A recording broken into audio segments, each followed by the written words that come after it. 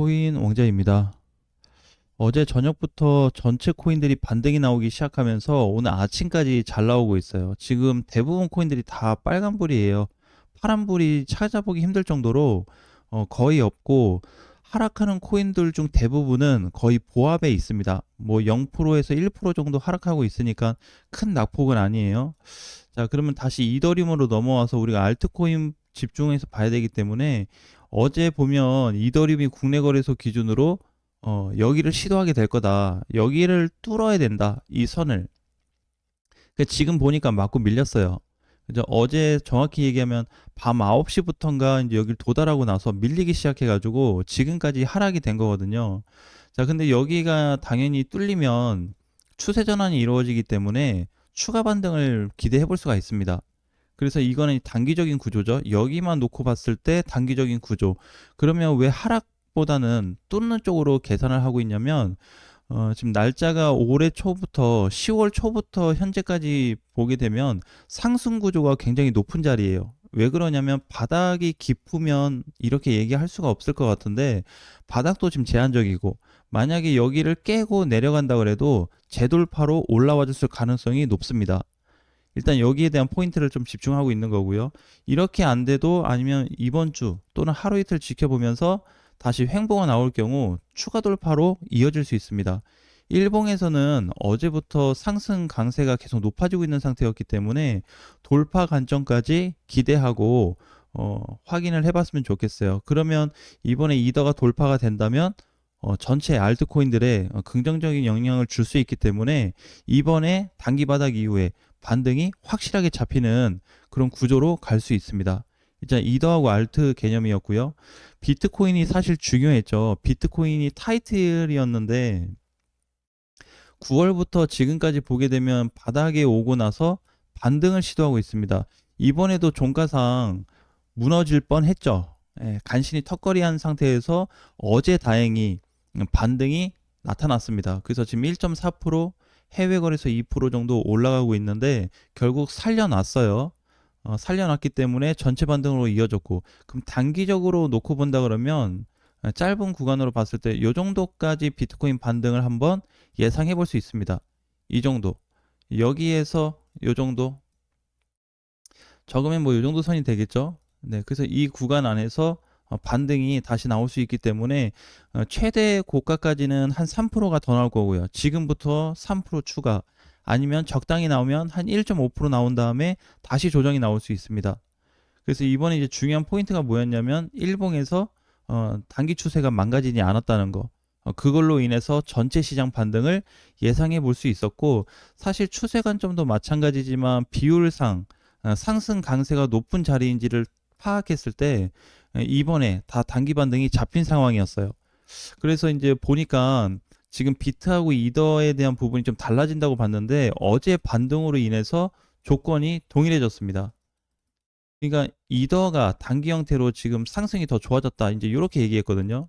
근데 오늘 반등이 나왔기 때문에 동시 반등이 나와서 모양을 똑같이 만들었단 말이에요. 조건 값이 똑같아졌습니다. 비트도 조정 이후에 다시 올라갈 수 있는 위치가 있고요. 이더리움도 충분히 갖추고 있어요. 근데 기간을 조금만 더 길게 잡자면, 한 일주일에서 열흘 뒤를 예상한다면 비트보다는 이더 강세가 나올 겁니다. 근데 누가 먼저 강세가 나오든지 상관이 없어요, 특별하게. 왜 그러냐면, 대장들이 결국에 올라갈 수 있는 포지션이 만들어진 것 자체에 의미를 둬야지, 얘는 뭐 좀 세고 얘는 덜 세고 이런 거를 굳이 따질 필요는 없습니다. 그러면 비트코인이 일단은 이번에 한번 기대해 볼 수 있는 거는, 지금 그 일봉이에요. 일봉. 비트코인 일봉상에서 봤을 때 7월부터 한번 얘기를 해볼 수가 있습니다. 자, 단기 형태도 상승으로 봐야 될 것 같고요. 7월부터 놓고 본다면 올라갈 수 있는 포인트가 다시 만들어졌는데, 이번에 시세가 제대로 나온다면 앞점 위치까지 올라갈 수 있습니다. 네, 이거는 잘 나왔을 때거든요. 그래서 지금 기대를 해야 되는 거는, 비트코인이 과연 이번 반등 나오면서 저항을 뚫어줄 건지, 여기에 모든 게 달려 있어요. 되게 핵심 포인트가 뭐냐면, 둘 중에 하나인데, 여기를 뚫어버리잖아요. 이렇게 단기간 안에 시세가 나오면서 급등이 나올 수 있는 가능성도 있거든요, 비트코인이. 이렇게 해서 뚫어버리면 다 뚫립니다. 그동안에 못 갔던 비트, 이더, 알트코인까지 막혔던 코인들 다 갈 거예요. 이게 하나가 있고, 만약에 저항까지 또는 비스무리하게 근처까지 왔는데 상승이 안 됐다.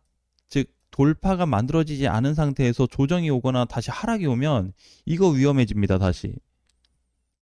자, 지금 분위기는 뭐죠? 여기부터 아무리 반등이 나왔다고 해도 뭐 단타 개념이나 뭐 잠깐 하루 이틀 들어가서 먹는 정도면 저는 괜찮다고 생각해요. 하지만 지금부터 사가지고 뭐 본격적으로 간다든지 아니면 여기서 뭐 중기 매매를 한다든지 비트 관점에서는 그렇게 본다면 적합하진 않다. 아주 짧게 보는 것만 허용을 해야 된다. 그래서 이 구간 자체가 이미 관망 위치거든요. 관망 위치인데 좀 아깝다면 그대로 보내기 아깝다면 단타 정도는 고려해 볼 수 있습니다. 자, 그렇기 때문에 지금 가장 포지션이 좋아지는 거는 비트가 조정을 받은 이후에 나타났어요. 사실 한 3일 전, 4일 전만 하더라도 상승에 대해서는 얘기할 수 없었습니다. 이미 깨지고 밀린 상태에서 재돌파도 실패됐고 바닥 부분을 이제 깨냐 마냐 이거를 이제 봐야 되는 상황이었기 때문에 심리적으로 압박을 많이 받는 자리였죠. 그래도 종가까지는 봤어요. 종가까지는 보고 무너지지 않은 상태에서 다시 재반등이기 때문에 여기 하나 저항으로 보면 여기 두 개의 숙제가 남아 있습니다. 비트한테. 이 부분이 과연 이번 주나 다음 주까지 그러니까 넉넉히 10월 말일까지 어떤 그림을 그려갈 건지를 잘 보셔야 될 것 같아요. 이번에 건질 거 많습니다.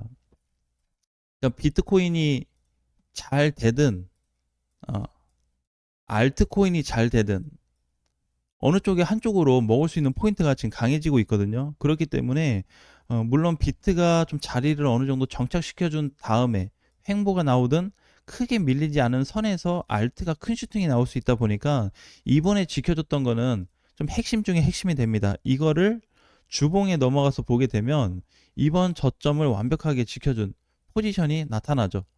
그죠? 밑골이나 저번 주도 마찬가지 주봉상에서도 이번 주가 굉장히 중요한 위치예요. 일봉으로 봤을 때는 하루 이틀 가지고 중냐 사냐가 될 뻔했는데 주봉으로 놓고 보니까 시간이 약 한 일주일에서 일주일 반 정도 남았습니다. 2주가 안 되는 공간이 남았어요. 그래서 마찬가지로 10월 말이나 11월 초까지는 비트코인을 경계해서 보셔야 됩니다. 만약에 지금이 앞전과 같은 저점이라면 신규 타점으로 들어가 볼 수는 있겠지만 사실 상승 비율이 그렇게 높게 나타나고 있진 않아요. 반등 가능성은 있는데 전체 강세 구조로 갈 수는 없습니다. 아직까지. 그러니까 여기서 요만큼 올라갈 공간은 나온다는 거예요. 단기적으로. 그러니까 이 정도의 힘만 가지고 있지 여기를 뚫고 이렇게 막 갈 수 있는 강세 위치는 아직 파악이 되고 있지 않기 때문에 이거를 언제 봐야 된다? 10월 말까지는 보셔야 돼요. 그래서 만약에 혹시라도 주봉상에서 여기까지도 멀쩡했는데 다음 주까지도 멀쩡했는데 그 다음 주에 이탈이 발생한다 그러면 결국에 이번에 나온 반등은 그냥 허구성에 불과하거든요. 그렇기 때문에 공격적으로 들어간다든지 추가 매수를 하게 되면 오히려 타격을 심하게 받을 수 있습니다. 이 부분 주의하셔야 될 것 같고요. 일봉으로 놓고 봤을 때는 아직까지 단기 반등이 유효하기 때문에 일자를 보니까 저는 이번 주 주말까지 늦으면 다음 주 월요일까지 보면 될 것 같아요. 그러면 어느 정도 비트코인이 이제 상승으로 시작될지 안 될지 사이클 라인이 잡힐 것 같습니다. 그래서 단기 포인트는 아직 정상적인 상승 구조에 있고요. 붕괴가 되지 않은 상태였고 분봉상에서도 놓고 보면 지금 다시 한번 단기 추세 돌파 이후에 두 번째 숙제가 왔죠. 두 번째 숙제 자리.